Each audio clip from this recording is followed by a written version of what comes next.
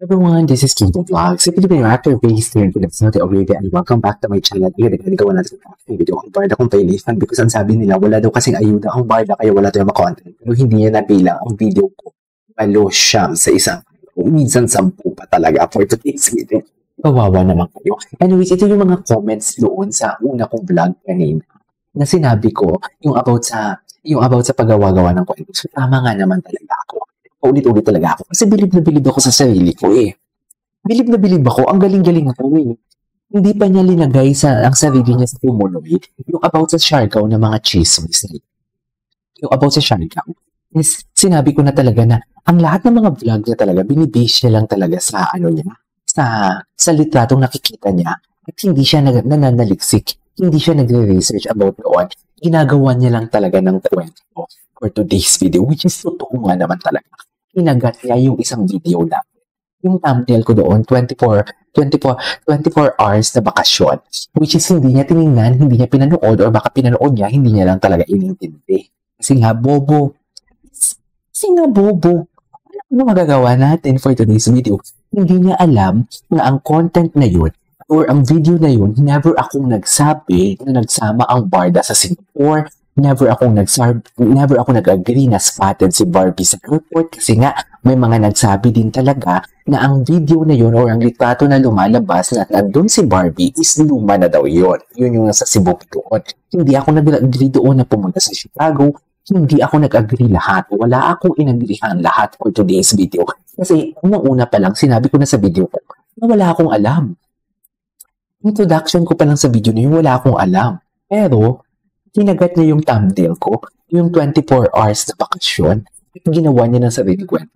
Linag niya. Ngayon, ano mo yan ma-explain bakla?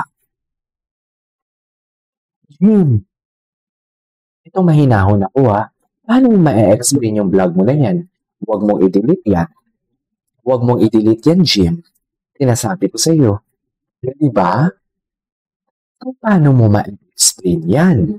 So, meaning to say, kung sa akin ginawa mo yan, na ang thumbnail kung ginawa mo na kwento, kung nga talaga kami, tama nga naman talaga kami, na lahat ng binablog mo na litrato na nakikita mo lang, is ginagawa mo lang ng kwento. Sariling kwento mo lang, na hindi ka nagre-research. So, tama kami. Tama? Actually, hindi lang din naman ito isang beses nangyari. So many times. So, lahat ng vlog mo siya Siargao, basura. Tama?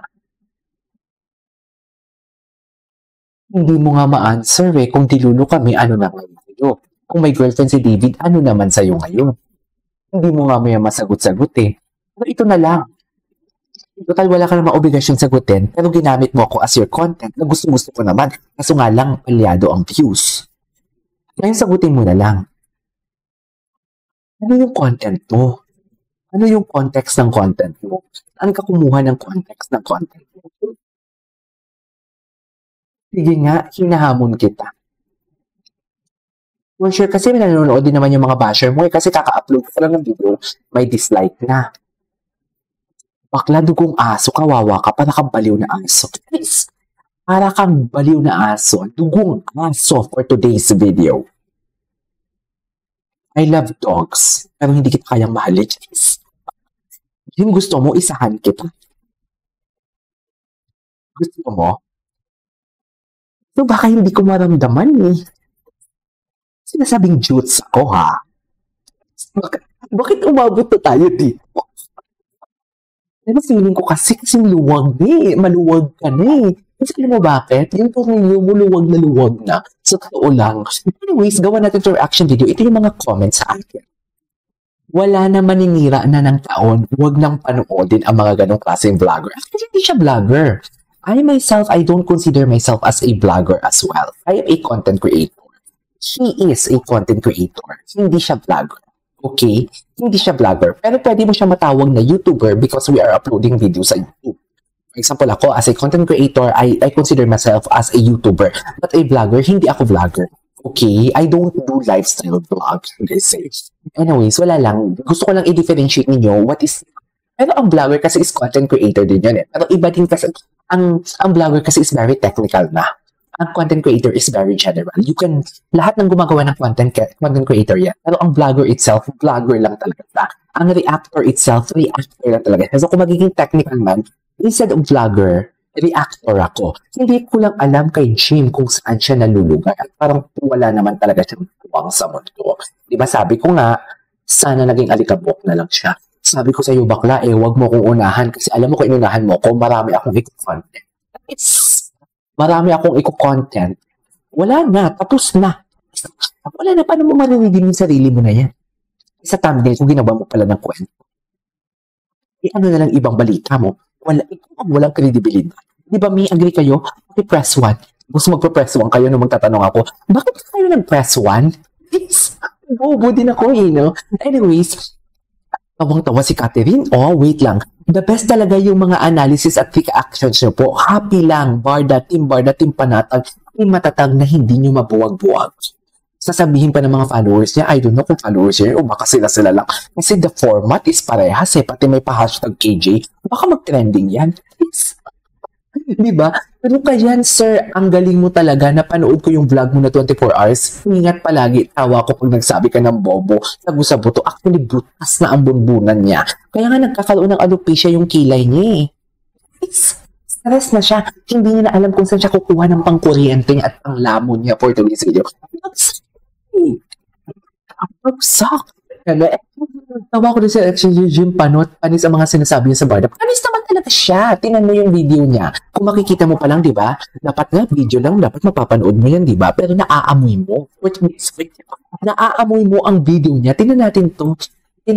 Ito yung latest vlog ko Ay, wala pa. Na-upload ko na ba to?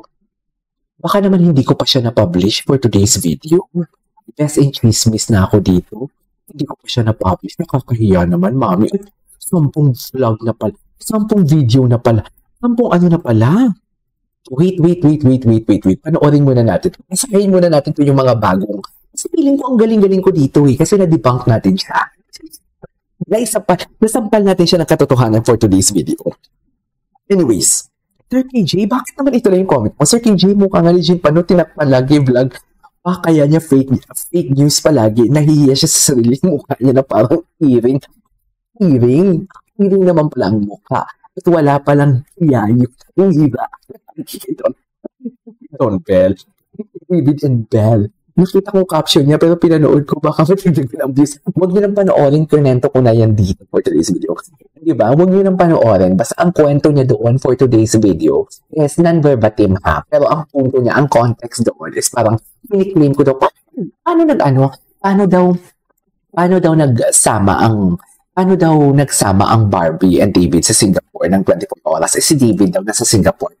Bakla, talagang hindi siya nag-analyze, no? Hindi niya ang comprehension niya talaga, no? Which is, ang kina-question ko doon, kung nagpunta man ng Chicago si Barbie, bakit 24 hours nakabalik agad? Which is, yung about sa nakabalik agad, I am referring to Barbie. Kasi nga, ang lumalabas sa comment section o mga chika, nagpunta daw ng Chicago.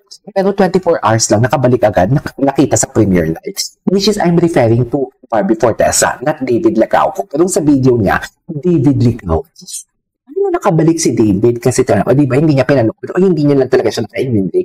Tapos binalita niya. Huwag niyo lang panoorin yan. Actually, hindi naman kayo nanonood. Kasi alam ko din naman, hindi kayo nanonood. Kasi alam niya bakit? Tingnan mo yung views niya. Tingnan mo yung views niya. Ako hindi naman sa pagmamayabang Within 24 hours, nakaka-1,000 naman yung views ko. Hindi lang isang video yan. Ilang video ako? Ito, 8. Kayo na nga lang mawawala ng oras sa akin. Di ba? Anyways, punta tayo sa mga barda dito. Ano yung mga comments ninyo? Mga malandi din kasi kayo. Yung mga best in comment din kayo. Wait lang. Matalino, may charisma, at may dating talaga si David kahit noon pa. Actually, first runner-up lang siya. Crowd favorite kasi siya. Kaya sumikat. Crowd favorite pala siya. Kaya masikat siya sa nananalong Mr. Chinatown. Usually, yung grand winner din nakikilala kasi masikat kilala tulad nilang runner-up and not only na pageant. But in any competition, I couldn't agree more. Kahit sa mga singing contest, si Laika Gayranoid versus, sino to? Versus Darin Espanto. Masikat si Darin Espanto, diba? Kahit sa mga PBB, ang mga big winner hindi masyadong sikat sa mga nananalo. At si Bibi ang may tunay na Alex Toro. Diba? Pinapa-explain nga natin yan sa kanya kung matalino talaga sila. Paano yung explain yung Alex? one na dump ni Barbie, andyan si David. Alex, ano ba ang tawag ni David and ni Barbie kay David? Alexander. Oh, ngayon sabihin niyo sa akin, kaming develop? Hindi siguro, uy. Oo. Sabi naman namin kung dilulu minsan yung reaction video namin eh. Dapat kayo din. Ano po, kami lang may award. So yeah, wait lang.